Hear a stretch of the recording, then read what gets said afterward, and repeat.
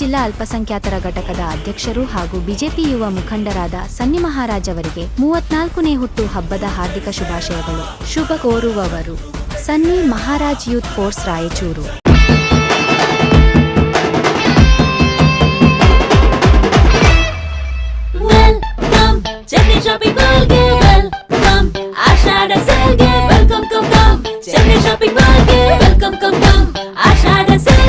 ನಮಸ್ಕಾರ, ನೀವು ನೋಡ್ತಾ ಇದ್ದೀರಾ ಮೆಗಾ ನ್ಯೂಸ್. ಮೊದಲಿಗೆ ಹೆಡ್ಲೈನ್. ಬೆಂಗಳೂರಿನಲ್ಲಿ ಸಿಎಂ ಅಧ್ಯಕ್ಷತೆಯಲ್ಲಿ ಜಿಲ್ಲಾ ಉಸ್ತುವಾರಿ ಸಚಿವ ಶಾಸಕರೊಂದಿಗೆ ಸಭೆ. ಏಮ್ಸ್ ಮಂಜೂರು, ಟೆಕ್ಸ್ಟೈಲ್ ಪಾರ್ಕ್ ಸ್ಥಾಪನೆಗೆ ಮನವಿ. ಮಾದಿಗ ಸಮುದಾಯವನ್ನ ತುಳಿಯುವ ಪ್ರಯತ್ನ ಎನ್ಎಸ್ ಬೋಸರಾಜು, ರವಿ ಬೋಸರಾಜು ಮಾಡಿಲ್ಲ. ಜೆಬಿ ರಾಜು ಆರೋಪ ಸುಳ್ಳು, ನರಸಿಂಹಲು ಮಾಡಗಿರಿ. ಕಾಲೇಜು ವಿದ್ಯಾರ್ಥಿನಿಯರಿಗೆ ಪುಂಡರಿಂದ ಕಿರುಕುಳ, ಕ್ರಮಕ್ಕೆ ವಿದ್ಯಾರ್ಥಿನಿಯರ ಒತ್ತಾಯ. ಸಣ್ಣ ಕೈಗಾರಿಕೆಗಳ ರಫ್ತು ಕುರಿತು ಕಾರ್ಯಾಗಾರ, ಕೈಗಾರಿಕೋದ್ಯಮಿಗಳು ಸದುಪಯೋಗ ಪಡೆದುಕೊಳ್ಳಿ. ಸತೀಶ್ ಕುಮಾರ್. ಕಟ್ಟಡ ಕಾಮಗಾರಿಗೆ ಮಣ್ಣಿನ ಪರೀಕ್ಷೆ ಅಗತ್ಯ, ಇಂಜಿನಿಯರ್ಗಳು ಕಡ್ಡಾಯವಾಗಿ ನೋಂದಣಿ ಮಾಡಿಕೊಳ್ಳಿ. ಮುರಳೀಧರ್. ಆಶ್ಮಿಯಾ ಜಮೀನು ಸರ್ಕಾರಕ್ಕೆ ಸೇರಿದ್ದು, ವಶಪಡಿಸಿಕೊಳ್ಳಲು ನರಸಿಂಹಲು ಪೋತ್ಗಲ್ ಒತ್ತಾಯ.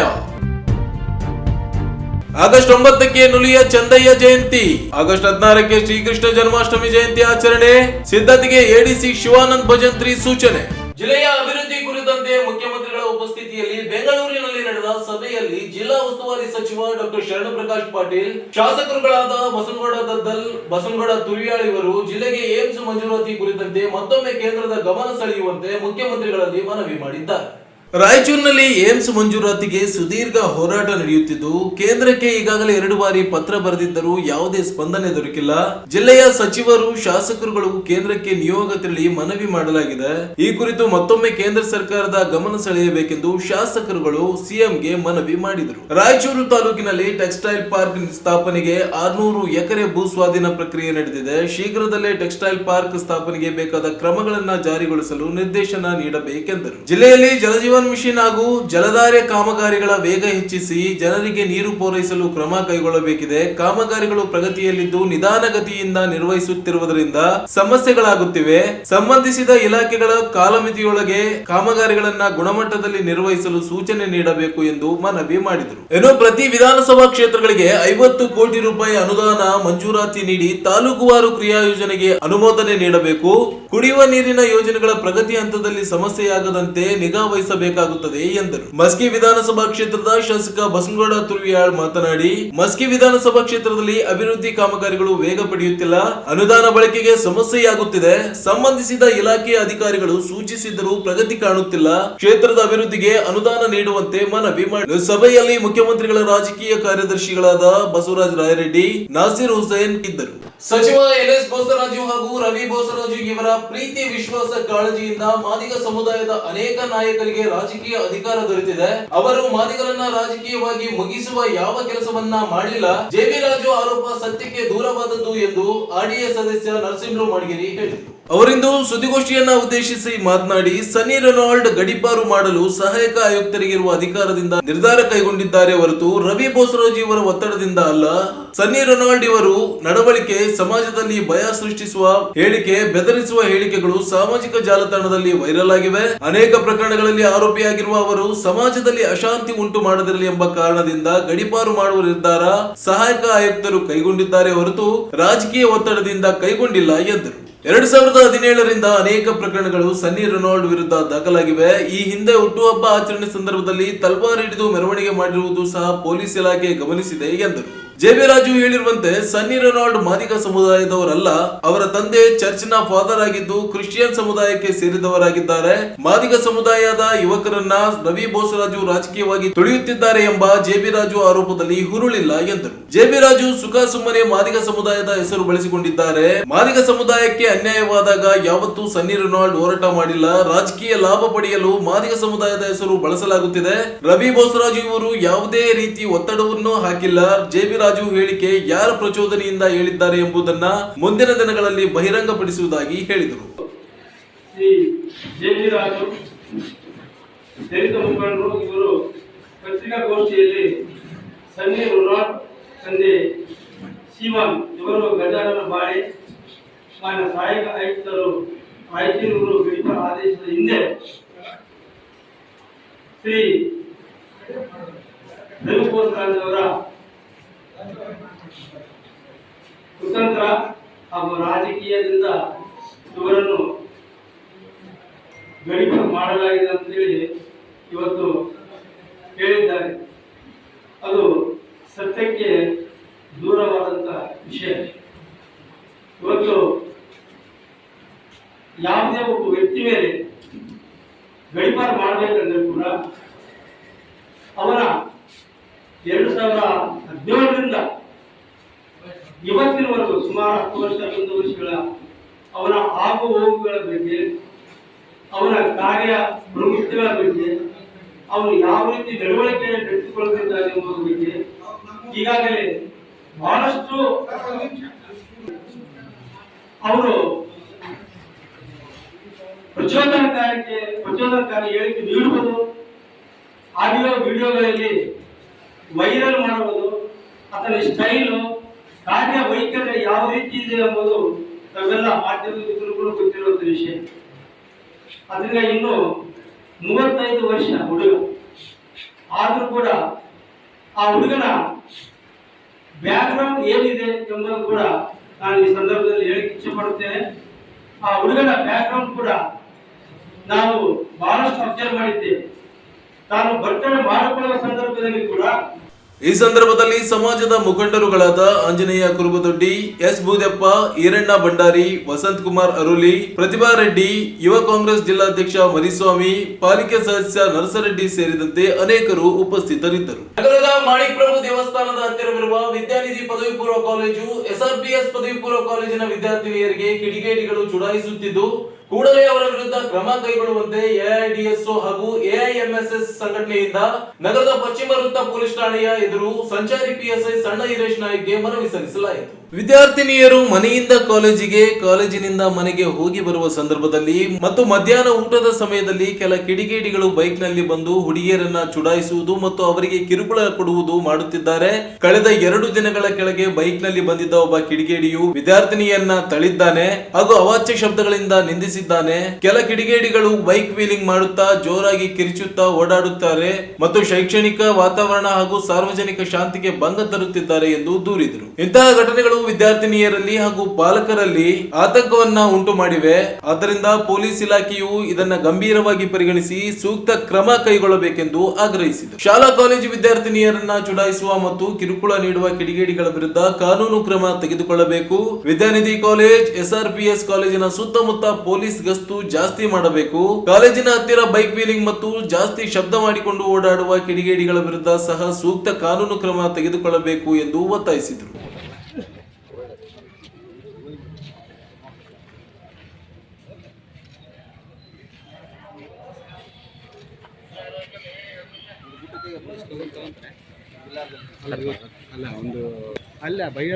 ಭಾಗ್ಯಶ್ರೀ, ನಾನು ವಿದ್ಯಾನಿಧಿ ಪದವಿ ಪೂರ್ವ ಕಾಲೇಜಿನಲ್ಲಿ ಓದುತ್ತಿದ್ದೇನೆ. ನಾವೆಲ್ಲ ಇಲ್ಲಿ PGಯಿಂದ ಬಂದಿದ್ದೀವಿ. ನಮ್ಮ PGಯಲ್ಲಿ ಬೇರೆ ಬೇರೆ ಅವರ ಹುಡುಗರು ಬಂದು ನಮ್ಗೆ ಅಂದರೆ ನಾವು ಹೊರಗಡೆ ಏನಾದರೂ ಒಬ್ಬರು ಹೋಗ್ಬೇಕಾದ್ರೂ ನಮ್ಗೆ ತುಂಬ ಭಯ ಆಗ್ತಿದೆ. ಅದಕ್ಕಾಗಿ ನೀವು ಪೊಲೀಸ್ ನಿಮ್ಮ ಗೌರ್ಮೆಂಟಿಂದ ಪೊಲೀಸ್ ಇಲಾಖೆಯಿಂದ ನಮ್ಗೆ ಏನಾದರೂ ಒಂದು ಸಹಾಯ ಮಾಡೋಕ್ಕಾಗಿ ನಿಮ್ಮಲ್ಲಿ ಕೇಳ್ಕೊಳ್ತೀವಿ. ಇವತ್ತು ಏನು ಮಾಣಿಕ್ ಪ್ರಭು ಟೆಂಪಲ್ ಹತ್ರ ಲೊಕೇಟ್ ಆಗಿರುವಂಥ Vidyanidhi college, SRPS college, infant Jesus college, ಅಲ್ಲಿರೋಂಥ ಎಷ್ಟೋ ವಿದ್ಯಾರ್ಥಿಗಳಿಗೆ, ಎಸ್ಪೆಷಲಿ ಗರ್ಲ್ಸ್ ಸ್ಟೂಡೆಂಟ್ಸ್ಗಳಿಗೆ ಇವತ್ತು ಬೇರೆ ಬೇರೆ ಅವರ ಹುಡುಗರು ಬಂದು ಅವ್ರು ಟೀಸಿಂಗ್ ಮಾಡೋದು, ಅವ್ರಿಗೆ ಒಂಥರ ಚುಡಾಯಿಸೋದು.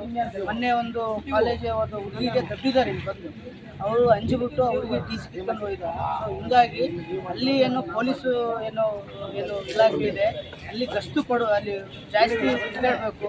ಅಲ್ಲಿ ಒಂದು ವ್ಯವಸ್ಥಿತವಾಗಿ ಒಂದು ಇಲಾಖೆಯಿಂದ ಪೊಲೀಸ್ ಇಲಾಖೆಯಿಂದ ಒಂದು ಫೆಸಿಲಿಟಿ ಕೊಡಬೇಕಂತ ಹೇಳ್ಬಿಟ್ಟು AIDS ಇಂದ ನಾವು ಆಗ್ರಹಿಸ್ತಾ ಇದ್ವಿ.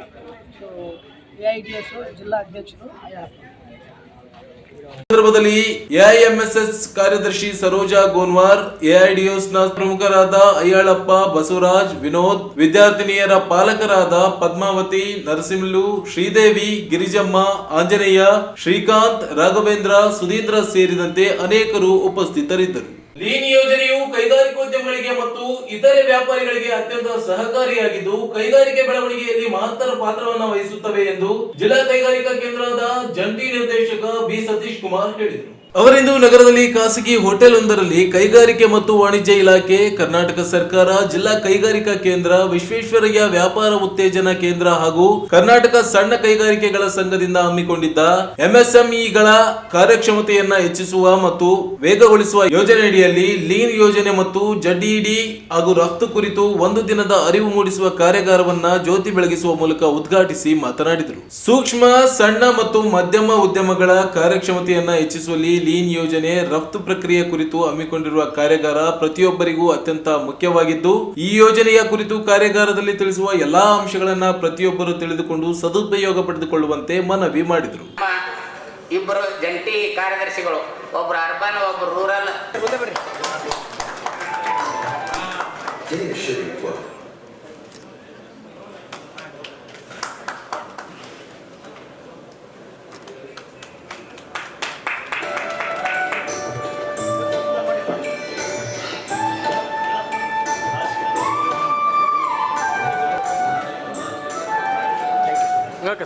ಕಾರ್ಯಕ್ರಮದಲ್ಲಿ ಎಕ್ಸ್ಪೋರ್ಟ್ ಝಡ್ ಮತ್ತು ಲೀನ್ ಪ್ರೋಗ್ರಾಮ್ಗಳಿಗೆ ಅವೇರ್ನೆಸ್ ಪ್ರೋಗ್ರಾಮ್, ಅದರಿಂದ ತಮ್ಮ ಯೂನಿಟ್ಗಳಿಗೆ ಏನೇನು ಉಪಯೋಗ ಅಂತೇಳಿ ಒಳ್ಳೆ ಫ್ಯಾಕಲ್ಟೀಸು, ರಿಸೋರ್ಸ್ ಪರ್ಸನ್ಸ್ ಇದ್ದಾರೆ, ಅವ್ರಿಗೆ ಸೆಷನಲ್ಲಿ ಎಲ್ಲ ಹೇಳ್ಕೊಡ್ತಾರೆ. ಅದು ಸದುಪಯೋಗ ಪಡ್ಕೋಬೇಕಂತೇಳಿ ಥ್ಯಾಂಕ್ ಯು. ಇನ್ನು ಇದೇ ವೇಳೆ ಜಿಲ್ಲಾ ವಾಣಿಜ್ಯ ಮತ್ತು ಕೈಗಾರಿಕಾ ಸಂಸ್ಥೆಯ ಅಧ್ಯಕ್ಷ ಕಮಲ್ ಕುಮಾರ್ ಜೈನ್ ಮಾತನಾಡಿ, ಉತ್ತರ ಕರ್ನಾಟಕ ಭಾಗವು ಅತ್ಯಂತ ಕಡೆಗಣಿಸಿದ ಭಾಗವಾಗಿದ್ದು, ಆದರೆ ಇಲ್ಲಿ ಸಿಗುವ ಸಂಪತ್ತು ಇನ್ನೆಲ್ಲೂ ಸಿಗುವುದಿಲ್ಲ. ಅದರಲ್ಲೂ ರಾಯಚೂರು ಕೈಗಾರಿಕೆಗಳಲ್ಲಿ, ಉದ್ಯಮಗಳಲ್ಲಿ ಅತ್ಯಂತ ಉನ್ನತ ಸ್ಥಾನದಲ್ಲಿದ್ದು, ಈ ಉದ್ಯಮಗಳಲ್ಲಿ ಇನ್ನೂ ಹೆಚ್ಚಿನ ಅಭಿವೃದ್ಧಿಯನ್ನು ತರುವ ನಿಟ್ಟಿನಲ್ಲಿ ಇಂದು ಹಮ್ಮಿಕೊಂಡಿರುವ ಕಾರ್ಯಾಗಾರ ಸಹಕಾರಿಯಾಗಲಿದೆ ಎಂದರು.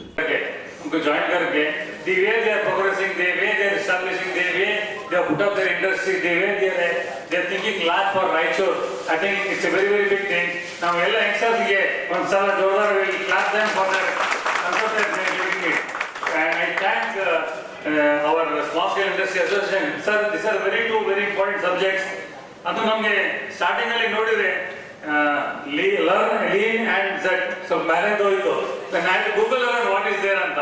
It's a wonderful concept. It says that how in your industry today you can reduce your waste and improve your efficiency. That is lean. And Z stands for zero deficiency and zero effective. I think very, very big thing today. It's very challenging today. Very competitive world. We need to only is reduce our cost on producing the material. And this they are doing it, sir. Thank you very much for coming here and doing it. And also second very important, it's the biggest hub in Raichur. I was told that in India, second highest is Raichur in cotton that we are talking about. So, but is it recognition siglilla, platform siglilla? I think it's right time now that it's happening. And thank all the people for coming here once again. And nam start ಮಾಡಿದಾಗ sir ಹೇಳಿದೆ, sir ನಮ್ಮ ರಾಯಚೂರಲ್ಲಿ ಯಾವ್ದೋ function ಕರಿಬೇಕಾದ್ರೆ ಬಹಳ ತ್ರಾಸ sir, ಒಂದು 15 ಮಂದಿ ಬರ್ತಾರೆ ನೋಡ್ರಿ ಅಂತ ಹೇಳಿ. But I think today we have more than 100. Thank you each one of you for coming here. Let us see that make a difference. It's a very effective subject. Industry really, business really, please stay back here and listen to them. It's a very cotton ginning ಮತ್ತು processing association ಅಧ್ಯಕ್ಷ B ಲಕ್ಷ್ಮೀರೆಡ್ಡಿ ಮಾತನಾಡಿ, ಹೈದರಾಬಾದ್ ಕರ್ನಾಟಕ ಪ್ರದೇಶದಲ್ಲಿನ ಕೈಗಾರಿಕೆಗಳಿಗೆ ಅನುಕೂಲಗಳು ತೀರಾ ಕಡಿಮೆ ಇದ್ದು, ಈ ಭಾಗದ ಕೈಗಾರಿಕೆಗಳ ಅಭಿವೃದ್ಧಿಗೆ ಲೀನ್ ಯೋಜನೆ, ಜೆಡಿಇಡಿ ಮತ್ತು ರಫ್ತು ಪ್ರಕ್ರಿಯೆ ಅತ್ಯಂತ ಮಹತ್ವದ ಪಾತ್ರ ವಹಿಸುತ್ತದೆ. ಯುವಕರು ಈ ಕಾರ್ಯಾಗಾರವನ್ನ ಸದುಪಯೋಗ ಪಡೆದುಕೊಂಡರೆ ಇನ್ನೂ ಹೆಚ್ಚಿನ ಅಭಿವೃದ್ಧಿಯನ್ನು ಕೈಗಾರಿಕೆಗಳಲ್ಲಿ ಕಾಣಬಹುದಾಗಿದೆ ಎಂದರು. ಇದೇ ವೇಳೆ ವಿಶ್ವೇಶ್ವರಯ್ಯ ವ್ಯಾಪಾರ ಉತ್ತೇಜನ ಕೇಂದ್ರ ಹಾಗೂ ಕರ್ನಾಟಕ ಸಣ್ಣ ಕೈಗಾರಿಕೆಗಳ ಸಂಘದ ಸಮಾಲೋಚಕ ಸತೀಶ್ ಕೋಟ ಸೂಕ್ಷ್ಮ, ಸಣ್ಣ ಮತ್ತು ಮಧ್ಯಮ ಉದ್ಯಮಗಳ ಕಾರ್ಯಕ್ಷಮತೆಯನ್ನು ಹೆಚ್ಚಿಸುವ ಕುರಿತು ಉಪನ್ಯಾಸ ನೀಡಿ ಮಾತನಾಡಿದರು. ವ್ಯಾಪಾರ ಎನ್ನುವುದು ಕೇವಲ ಹೂಡಿಕೆ ಮತ್ತು ಲಾಭ ಗಳಿಸುವುದು ಮಾತ್ರವಲ್ಲ, ಇತರೆ ದೇಶಗಳೊಂದಿಗೆ ಸಂಪರ್ಕ ಸಾಧಿಸುವ ಮತ್ತು ಆ ದೇಶಗಳಿಗೆ ಉತ್ಪನ್ನಗಳನ್ನ ರಫ್ತು ಮಾಡುವುದು ಕೂಡ ವ್ಯಾಪಾರದಲ್ಲಿ ಬಹುಮುಖ್ಯವಾಗಿರುತ್ತದೆ. ಈ ನಿಟ್ಟಿನಲ್ಲಿ ಆಸಕ್ತ ಕೈಗಾರಿಕೋದ್ಯಮಿಗಳು ಮುಂದೆ ಬಂದರೆ ಸಂಸ್ಥೆಯಿಂದ ರಫ್ತು ಉತ್ತೇಜನಕ್ಕೆ ಸಹಕಾರ ನೀಡಲಾಗುವುದು. ಹೆಚ್ಚಾಗಿ ಯುವಕರು ಈ ಯೋಜನೆಯನ್ನ ಸದುಪಯೋಗ ಪಡೆದುಕೊಳ್ಳಲು ಮುಂದಾಗಬೇಕು ಎಂದರು. ಈ ಭಾಗದವರಿಗೆ ಬಹಳಷ್ಟು ಅನುಕೂಲಗಳು ಇಲ್ಲ ಸರ್ ಸ್ಕೀಮ್ನಲ್ಲಿ.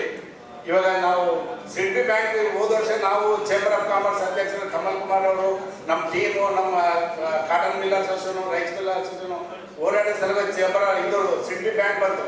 ಇದುವರೆಗೆ ಯಾರಿಗೂ ಸಿಡ್ಬಿ ಬ್ಯಾಂಕ್ ಏನನ್ನೋದು ಗೊತ್ತಿಲ್ಲ. ಭಾಳ ಟ್ರೇಡರ್ಸ್ಗೂ ಗೊತ್ತಿಲ್ಲ, ಇಂಡಸ್ಟ್ರಿ ಅವ್ರಿಗೂ ಗೊತ್ತಿಲ್ಲ ಸರಿಯಾಗಿ. ಅದರಲ್ಲಿ ಏನನ್ನು ಇಂಪ್ಲಿಮೆಂಟ್ ಮಾಡಬೇಕು ಅನ್ನೋದು ಗೊತ್ತಿಲ್ಲ. ಅದಲ್ಲದೆ ನಮ್ಮ KSMC ನಲ್ಲಿ ಒಂದು ಬಹಳಷ್ಟು ಸ್ಕೀಮ್ ಇದಾವ. 4% ಇಂಟ್ರೆಸ್ಟ್ ವುಮನ್ ಎಂಟರ್ಪ್ರೈಸಸ್ ಇದಾವ. ಆಮೇಲೆ 5.5 ಜನರಲ್ ಇದಾವ. ಇಂಥದ್ರಲ್ಲಿ ಲೋನ್ ತೊಗೊಳೋದು KSMC ಯಾಕಪ್ಪ ಅಂಜಿಕೆ ಆಗ್ತದೆ ನಾವು ಹೋಗಬೇಕಂತ. ಆದರೆ ನಾವು ಕಟ್ಟೋದು ತೊಗೊಳೋದು ಕರೆಕ್ಟ್ ಇದ್ರೆ ಯಾವುದೇ ಅಂಜಿಕೆ ಇರೋದಿಲ್ಲ. ಇವೆಲ್ಲದ ಇದರಲ್ಲಿ ಬಹಳಷ್ಟು ಸ್ಕೀಮ್ಗಳಿದಾವ. ಈಗ ತಾನೇ ನಮ್ಮ ಉಪಾಧ್ಯಕ್ಷರಾದ ಕಾಸಿಯ ಉಪಾಧ್ಯಕ್ಷರು ಲಿಂಗನಗೌಡ ಸರ್, ಬೀರರಾವ್ ಸರ್ ಹೇಳಿದರೆ ಎಲ್ಲ ಇಲ್ಲಿ ಬಂದವರು ತಿಳ್ಕೊಂಡು ನಮ್ಮ ಊರಿನ ಯುವಕರಿಗೆ ನೀವು ತಿಳುವಳಿಕೆ ಕೊಟ್ಟರೆ ಒಳ್ಳೇದಾಗ್ತದೆ ಅಂತ ನಾನು ಈ ಸಂದರ್ಭದಲ್ಲಿ 2 ಮಾತು ಮುಗಿಸ್ತೇನೆ. ಈ ಸಂದರ್ಭದಲ್ಲಿ ಮರಂ ತಿಪ್ಪಣ್ಣ, ದಿನೇಶ್ ಕುಮಾರ್, ಕೇಶವ್ ಮೂರ್ತಿ, ನಂದಿಕೋಲ್, ಲವ್ ಕುಮಾರ್ ಸೇರಿದಂತೆ ಅನೇಕರು ಉಪಸ್ಥಿತರಿದ್ದರು. ಈಗ ಚಿಕ್ಕದೊಂದು ಬ್ರೇಕ್ ನಂತರ ಮೆಗಾ ನ್ಯೂಸ್ ಮುಂದುವರಿಯಿತು.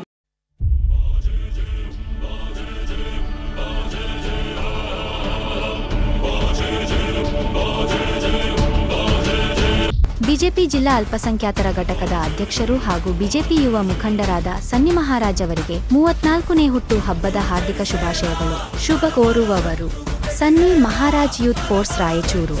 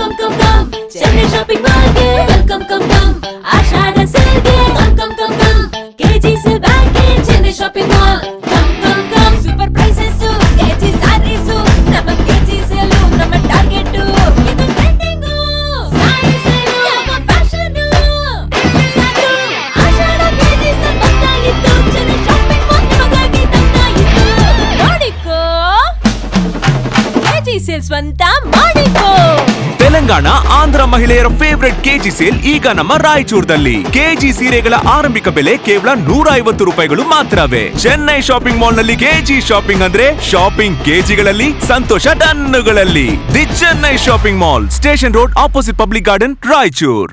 ಬ್ರೇಕ್ ನಂತರ ಮತ್ತೆ ಮೆಗಾ ನ್ಯೂಸ್ಗೆ ಸ್ವಾಗತ. ಅವೈಜ್ಞಾನಿಕ ಕಟ್ಟಡ ನಿರ್ಮಾಣ ಮಾಡಲು ಅನಾನುಭವಿಗಳ ಮಾರ್ಗದರ್ಶನದಲ್ಲಿ ಕಟ್ಟಡಗಳು ನಿರ್ಮಿಸುತ್ತಿರುವುದರಿಂದ ಅವಘಡಗಳು ಸಂಭವಿಸಲು ಕಾರಣವಾಗಿದ್ದು, ಸರ್ಕಾರ ಸಿವಿಲ್ ಇಂಜಿನಿಯರ್ಸ್ ಕಾಯ್ದೆ ರೂಪಿಸಿದ್ದು ಕಡ್ಡಾಯವಾಗಿ ಇಂಜಿನಿಯರ್ಗಳು ನೋಂದಣಿ ಮಾಡಿಕೊಳ್ಳಬೇಕೆಂದು ಕರ್ನಾಟಕ ವೃತ್ತಿಪರ ಸಿವಿಲ್ ಇಂಜಿನಿಯರ್ಸ್ಗಳ ಪರಿಷತ್ ಸದಸ್ಯ ಮುರಳೀಧರ್ ಹೇಳಿದರು. ಅವರಿಂದು ಸುದ್ದಿಗೋಷ್ಠಿಯನ್ನು ಉದ್ದೇಶಿಸಿ ಮಾತನಾಡಿ, ರಾಯಚೂರು ನಗರದ ವಾರ್ಡ್ ನಂಬರ್ 8ರ ನವರಂಗ್ ದರ್ವಾಜಾ ಬಳಿ 4 ಅಂತಸ್ತಿನ ಮನೆಯೊಂದು ವಾಲಿಕೊಂಡಿರುವ ಘಟನೆ ನಿದರ್ಶನವಾಗಿದೆ. ಚರಂಡಿ ನೀರಿನ ಮೇಲೆ ಮನೆ ನಿರ್ಮಾಣ ಮಾಡುವಾಗಲೇ ಮಣ್ಣಿನ ಪರೀಕ್ಷೆ ಸೇರಿ ಇತರೆ ಎಚ್ಚರಿಕೆ ವಹಿಸದೇ ಇರುವುದು ಇಂದು ಅಪಾಯಕ್ಕೆ ಆಹ್ವಾನ ನೀಡುವಂತಾಗಿದೆ. ಕಟ್ಟಡಗಳ ನಿರ್ಮಾಣದಲ್ಲಿ ನುರಿತ ಇಂಜಿನಿಯರ್ಗಳ ಸಹಾಯ ಪಡೆಯುತ್ತಿಲ್ಲ. ಯಾರು ಬೇಕಾದವರು ಕಟ್ಟಡ ನಿರ್ಮಾಣಕ್ಕೆ ಸಲಹೆ ನೀಡುತ್ತಿದ್ದಾರೆ. ನಗರದ ಸ್ಥಳೀಯ ಸಂಸ್ಥೆಗಳು ಸಹ ಸುರಕ್ಷಿತ ಪ್ರಮಾಣ ಪತ್ರ, ಮಣ್ಣಿನ ಪರೀಕ್ಷೆ, ಗುಣಮಟ್ಟ ಪರಿಶೀಲಿಸದೆ ಕಟ್ಟಡ ನಿರ್ಮಾಣಕ್ಕೆ ಅನುಮತಿ ನೀಡುತ್ತಿವೆ. ರಾಜ್ಯ ಸರ್ಕಾರ ಅಪಾಯವನ್ನ ತಡೆಯಲು 2024ರಲ್ಲಿ ಸಿವಿಲ್ ಇಂಜಿನಿಯರ್ಗಳ ಕಾಯ್ದೆಯೊಂದು ರೂಪಿಸಿದೆ. 18 ಜನ ಸದಸ್ಯ ಬಲದೊಂದಿಗೆ ಸಮಿತಿ ಕಾರ್ಯನಿರ್ವಹಿಸುತ್ತಿದ್ದು, ಸಿವಿಲ್ ಇಂಜಿನಿಯರ್ಗಳು ಕಡ್ಡಾಯವಾಗಿ ನೋಂದಣಿ ಮಾಡಿಕೊಳ್ಳಬೇಕಿದೆ ಎಂದರು. ಸಾರ್ವಜನಿಕರು ಮನೆ ನಿರ್ಮಾಣ ಮಾಡುವ ಮುನ್ನ ನೋಂದಾಯಿತ ಸಿವಿಲ್ ಇಂಜಿನಿಯರ್ ಸಹಾಯ ಪಡೆದು ಗುಣಮಟ್ಟ, ಸುರಕ್ಷತೆ ಕಟ್ಟಡ ನಿರ್ಮಿಸಿಕೊಳ್ಳಬೇಕೆಂದು ಮನವಿ ಮಾಡಿದರು. ಯಾವುದೇ ರೀತಿಯಲ್ಲೂ ಮನೆ ನಿರ್ಮಿಸಲು ಮುನ್ನೆಚ್ಚರಿಕೆ ತಂತ್ರಜ್ಞಾನ ಬಳಕೆ ಅವಶ್ಯಕತೆ ಇದೆ. ಕಟ್ಟಡ ನಿರ್ಮಾಣ ಮಾಡುವಾಗ ಸೇಫ್ ಬಿಯರಿಂಗ್ ಸಾಮರ್ಥ್ಯ, ಮಣ್ಣು ಪರೀಕ್ಷೆ, ಇಂಜಿನಿಯರ್ಗಳ ವಿನ್ಯಾಸ, ಜಿಯೋ ಟೆಕ್ನಿಕಲ್ ಇನ್ವೆಸ್ಟಿಗೇಷನ್ ಪಡೆದು ನಿರ್ಮಿಸಲು ಮುಂದಾಗಬೇಕೆಂದು ಮನವಿ ಮಾಡಿದರು. ಈ ಇವತ್ತಿನ ವಿಶೇಷ ಅಂದ್ರೆ ನಮಗೆಲ್ಲ ತಿಳಿದಿರುವಂತೆ ರಾಯಚೂರಿನಲ್ಲಿ ಒಂದು ಕಟ್ಟಡ ಇನ್ನೊಂದು ಕಟ್ಟಡ ಮೇಲೆ ವಾಲಿದ ಪ್ರಕರಣ ಕುರಿತು ಈ ಒಂದು ಈ ಪ್ರೆಸ್ ಮೀಟಿನ ಉದ್ದೇಶ. ಈ ಸಂಕ್ಷಿಪ್ತವಾಗಿ ತಮಗೆಲ್ಲ ಪ್ರೆಸ್ ನೋಟ್ ಕೊಟ್ಟಿದೆ. ಈ ಇತ್ತೀಚೆಗೆ ರಾಯಚೂರಿನ ವಾರ್ಡ್ ನಂಬರ್ 8 ದರ್ವಾಜಾ ಪ್ರದೇಶದ ಮೋತಿ ಮಸೀದಿ ಬಳಿ ಕೋರ್ಟ್ ತರ ಕಾರಣಕ್ಕೆ 4 ಮಹಡಿಯ ಕಟ್ಟಡವು ಪಕ್ಕದವಾದ ಘಟನೆ ಕುರಿತು ಎಲ್ಲರಿಗೂ ಗೊತ್ತಿರುವ ಸಂಗತಿ. ಈ ಯಾಕೆ ವಾಯಿತು ಅನ್ನೋದ್ರ ಬಗ್ಗೆ ಇದರ ಬಗ್ಗೆ ನಾವು ನಮಗೆ ಒಂದು ಸಂಕ್ಷಿಪ್ತವಾಗಿ ಹೇಳ್ತೀವಿ. ಕರ್ನಾಟಕ ಸರ್ಕಾರ ಈ ಒಂದು ಕರ್ನಾಟಕ ಪ್ರೊಫೆಷನಲ್ ಸಿವಿಲ್ ಇಂಜಿನಿಯರ್ಸ್ ಅಧಿನಿಯಮ ಅಂತ 2024ರಲ್ಲಿ ಇದಕ್ಕಿಂತ ನಮ್ಗೆ ಗೊತ್ತಿರುವುದು ಮೆಡಿಕಲ್ ಕೌನ್ಸಿಲ್ ಇತ್ತು, ನರ್ಸಿಂಗ್ ಕೌನ್ಸಿಲ್ ಇತ್ತು, ಆಮೇಲೆ ವಕೀಲರ ಕೌನ್ಸಿಲ್ ಇತ್ತು. ಕರ್ನಾಟಕದ ಸಿವಿಲ್ ಇಂಜಿನಿಯರ್ಗಳಿಗೆ ಯಾವುದೇ ಕಾನೂನು ಚೌಕಟ್ಟಿನಲ್ಲಿ ಅದು ಇದ್ದಿದ್ದಿಲ್ಲ. ಹೀಗಾಗಿ ಭಾರತ ದೇಶದಲ್ಲಿ ಮೊಟ್ಟದ ಮೊದಲನೇ ಬಾರಿಗೆ 2006ರಲ್ಲಿ ಗುಜರಾತ್ ಪ್ರದೇಶದಲ್ಲಿ ಇಂಥ ಒಂದು ಕಟ್ಟಡ ದುರಂತಕ್ಕೆ ಆದಾಗ ಅಲ್ಲಿ ಸರ್ಕಾರ ಮನಗೊಂಡು ಈ ಒಂದು ಕಾಯ್ದೆ ಕಟ್ಟಡ ನಿರ್ಮಿಸಲು, ಯಾಕಂದ್ರೆ ಕರ್ನಾಟಕ ಒಂದೇ ಅಲ್ಲ ಇಡೀ ಭಾರತದಲ್ಲಿ 24% ಗ್ರೋತ್ ಇದೆ. ಈ ಸಂದರ್ಭದಲ್ಲಿ ಸಿವಿಲ್ ಇಂಜಿನಿಯರ್ ಪರಿಷತ್ ಕಲಬುರಗಿ ವಲಯದ ಸದಸ್ಯ ಆವಶೆಟ್ಟಿ ಪಾಟೀಲ್ ಬೀದರ್, ಸಿವಿಲ್ ಇಂಜಿನಿಯರ್ ಸಂಘದ ಅಧ್ಯಕ್ಷ ರಮೇಶ್ ಬೋಸಲೆ, ವಿಶ್ವನಾಥ್ ಬಿರಾದರ್, ಶಿವಯೋಗಿ ಪಾಟೀಲ್, ದಶಕಂಠ ಸೇರಿದಂತೆ ಅನೇಕರು ಉಪಸ್ಥಿತರಿದ್ದರು. ನಗರದ ಆಸ್ಮಿಯ ಕಾಂಪೌಂಡ್ ಜಮೀನು ಸರ್ಕಾರಿ ಜಮೀನಾಗಿದ್ದು ವಕ್ಫ್ ಆಸ್ತಿ ಎಂದು ಸ್ವಯಂ ಘೋಷಣೆ ಮಾಡಿಕೊಳ್ಳಲಾಗಿದೆ ಎಂದು ದಲಿತ ಸಂಘಟನೆ ಹೋರಾಟಗಾರ ನರಸಿಂಹ ಪೊತ್ಕಲ್ ಹೇಳಿದರು. ಅವರಿಂದು ಸುದ್ದಿಗೋಷ್ಠಿಯನ್ನ ಉದ್ದೇಶಿಸಿ ಮಾತನಾಡಿ, ರಾಯಚೂರು ಗ್ರಾಮದ ಸರ್ವೆ ನಂಬರ್ 1497ರಲ್ಲಿ 13 ಹಿಸ್ಸಾಗಳಿದ್ದು 22 ಎಕರೆ 23 ಗುಂಟೆ ಕೃಷಿ ಭೂಮಿ, ಬಗೀಚಾ ಸರ್ಕಾರಿ ಭೂಮಿ ಎಂದು ಪಹಣಿಯಲ್ಲಿ ಇಂದಿಗೂ ಇದೆ. 1954ರಿಂದ 55ರಲ್ಲಿ ಕೈ ಬರಹದ ಪಹಣಿ ಪತ್ರಿಕೆಯಲ್ಲಿಯೂ ಸಹ ಉಲ್ಲೇಖವಿದೆ. 1974-75ರಲ್ಲಿ ಕರ್ನಾಟಕ ಬೋರ್ಡ್ ಆಫ್ ವಕ್ಫ್ ಮುಖಾಂತರ ಮಸ್ಜಿದ್, ಆಸ್ಮಿಯಾ ಮತ್ತು ಅಕ್ಕಪಕ್ಕದ ಖಾಲಿ ಜಾಗವನ್ನ ವಕ್ಫ್ ಆಸ್ತಿ ಎಂದು ಕರ್ನಾಟಕ ರಾಜ್ಯಪತ್ರದಲ್ಲಿ ಘೋಷಣೆ ಮಾಡಲಾಗಿದೆ. ಆದರೆ ಇಂದಿಗೂ ಪಹಣಿಯಲ್ಲಿ ಸರ್ಕಾರಿ ಬಗೀಚಾ ಎಂದು ನಮೂದಾಗಿದೆ. ಜಿಲ್ಲಾಧಿಕಾರಿಗಳು, ಸಹಾಯಕ ಆಯುಕ್ತರು, ತಹಶೀಲ್ದಾರರು ವಕ್ಫ್ ಆಸ್ತಿಯನ್ನ ಸರ್ಕಾರಿ ಭೂಮಿ ಎಂದು ಘೋಷಿಸಿ ಸ್ವಾಧೀನಕ್ಕೆ ಪಡೆಯಬೇಕು. ಇಲಾಖೆಯಿಂದ ನಾಮಫಲಕ ಹಾಕಿ ಡಾಕ್ಟರ್ BR ಅಂಬೇಡ್ಕರ್ ಮತ್ತು ಜಗಜೀವನ್ ರಾಮ್ ಮ್ಯೂಸಿಯಂ ಮಾಡಬೇಕೆಂದು ಆಗ್ರಹಿಸಿದರು.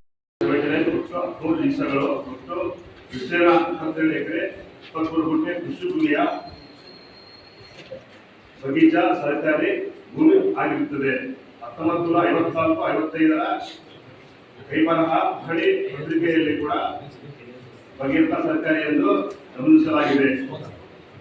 ಕರ್ನಾಟಕ ರಾಜ್ಯ ಸರ್ಕಾರವು 1974-75ರಲ್ಲಿ ಕರ್ನಾಟಕ ಬೋರ್ಡ್ ಆಫ್ ವಕ್ಫ್ ಮುಖಾಂತರ ಮಸೀದ್, ಆಸ್ಮಿಯಾ ಮತ್ತು ಅದರ ಅಕ್ಕಪಕ್ಕದ ಖಾಲಿ ಸ್ಥಳವನ್ನು ವಕ್ಫ್ ಆಸ್ತಿ ಎಂದು ಕರ್ನಾಟಕ ರಾಜ್ಯ ಪತ್ರದಲ್ಲಿ ಘೋಷಣೆ ಮಾಡಿದ್ದು ತಪ್ಪಾಗಿರುತ್ತದೆ. ಕಾರಣವೇನೆಂದರೆ ಈ ಸಮಯದಲ್ಲಿ ಮುಸ್ಲಿಂ ಅಥವಾ ಮುಸ್ಲಿಂ ಅಲ್ಲದ ವ್ಯಕ್ತಿಯು ತನ್ನ ಸ್ವಂತ ಆಸ್ತಿಯನ್ನು ವಕ್ಫ್ ಬೋರ್ಡ್ಗೆ ದೇವರ ಹೆಸರಿಗೆ ಶಾಶ್ವತವಾಗಿ ಸಮರ್ಪಣೆ ಮಾಡುವುದು.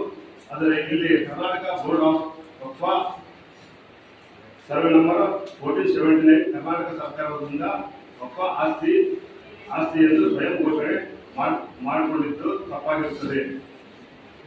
ನಾವು ಮಾನ್ಯ ರಾಯಚೂರು ಜಿಲ್ಲೆಯ ಕಂದಾಯ ಅಧಿಕಾರಿಗಳಾದ DC, AC ಮತ್ತು ತಹಶೀಲ್ದಾರರಿಗೆ ಒತ್ತಾಯ ಮಾಡುವುದೇನೆಂದರೆ, ಸರ್ವೆ ನಂಬರ್ 1479 ಭೂಮಿಯ ಕರ್ನಾಟಕ ಸರ್ಕಾರಕ್ಕೆ ಸೇರಿದ್ದು ಈ ಭೂಮಿಯನ್ನು ವಕ್ಫ್ ಬೋರ್ಡ್ನಿಂದ ಸ್ವಾಧೀನ ಪಡೆದುಕೊಂಡು ಕರ್ನಾಟಕ ಸರ್ಕಾರದ ಆಸ್ತಿ ಎಂದು ಈ ಸ್ಥಳದಲ್ಲಿ ನಾಮಫಲಕ ಹಾಕಿ ಗೊಂದಲವನ್ನು ನಿವಾರಣೆ ಮಾಡಬೇಕೆಂದು ಮತ್ತು ಸದರಿ ಸರ್ಕಾರದ ಸ್ಥಳದಲ್ಲಿ ಡಾಕ್ಟರ್ BR ಅಂಬೇಡ್ಕರ್, ಬಾಬಾ ಜಗಜೀವನ್ ರಾಮ್ ಅವರ ಮ್ಯೂಸಿಯಂ ನಿರ್ಮಾಣ ಮಾಡಬೇಕೆಂದು ಒತ್ತಾಯ ಮಾಡುತ್ತೇವೆ. ಪ್ಲಸ್ ಇನ್ನೊಂದು ಅದು 1954-55ರಲ್ಲಿ ಇಲ್ಲ ನೋಡಿ ಏನಂತಲ್ಲ ಹಾಗಾಗಿ ಇದು ಸರ್ಕಾರಿ ಭೂಮಿ ಅಂತ.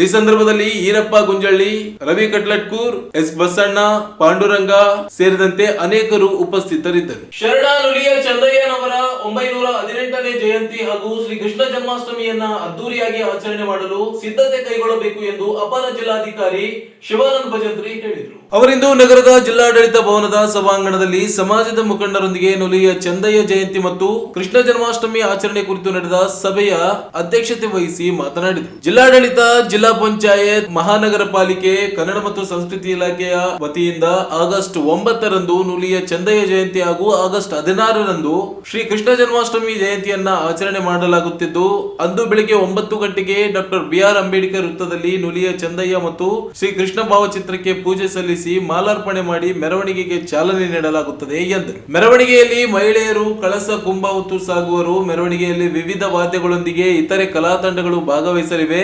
ಮೆರವಣಿಗೆಯ ನಂತರ ನಗರದ ಪಂಡಿತ್ ಸಿದ್ದರಾಮ ಜಂಬಲ್ದಿನ್ನಿ ರಂಗಮಂದಿರದಲ್ಲಿ 11 ಗಂಟೆಗೆ ವೇದಿಕೆ ಕಾರ್ಯಕ್ರಮ ನಡೆಯಲಿದೆ. ಟಿಪ್ಪು ಸುಲ್ತಾನ್ ಉದ್ಯಾನವನದಲ್ಲಿ ನುಲಿಯ ಚಂದಯ್ಯವರ ಭಾವಚಿತ್ರಕ್ಕೆ ಪೂಜೆ ಸಲ್ಲಿಸಿ ಮೆರವಣಿಗೆಗೆ ಚಾಲನೆ ನೀಡಲಾಗುತ್ತದೆ. ಕಾರ್ಯಕ್ರಮದಲ್ಲಿ ಜನಪ್ರತಿನಿಧಿಗಳು, ಅಧಿಕಾರಿಗಳು, ಸಮಾಜದ ಮುಖಂಡರು ಭಾಗವಹಿಸಲಿದ್ದಾರೆ ಎಂದು ತಿಳಿಸಿದರು.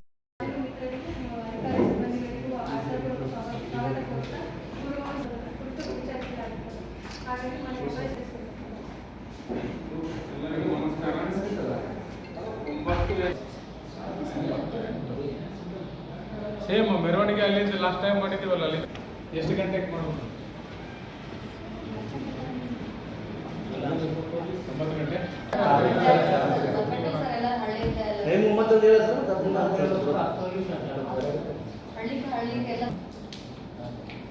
ಉಪನ್ಯಾಸಕರು ಯಾವ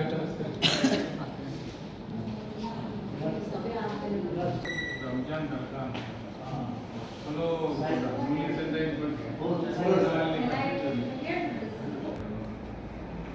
ದೂರ ಆಗ್ತದೆ. ಏಜಾಗೈತೆ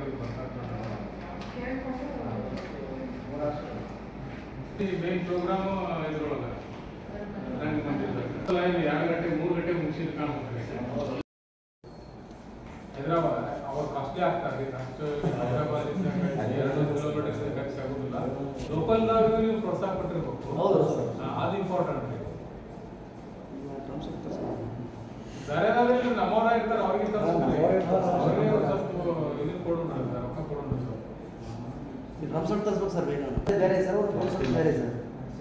ಎಲ್ಲಿ ಎಲ್ಲಿದಾವ್ರಿ ನಮ್ಮ ಡಿಸ್ಟ್ರಿಕ್ಟ್?